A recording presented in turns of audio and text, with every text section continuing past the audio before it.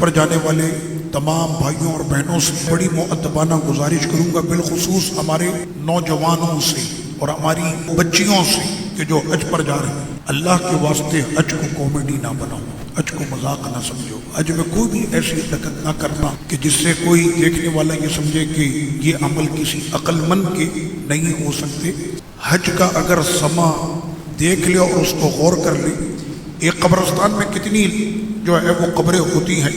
اگر سارے قبر والے اپنے کفنوں کے ساتھ اٹھ جائیں تو کیسا منظر ہوگا جس وقت میں منا اور عرفات میں فرزندان توحید جب نکل رہے ہوتے لبیک کی صداؤں کے ساتھ، اور سب کے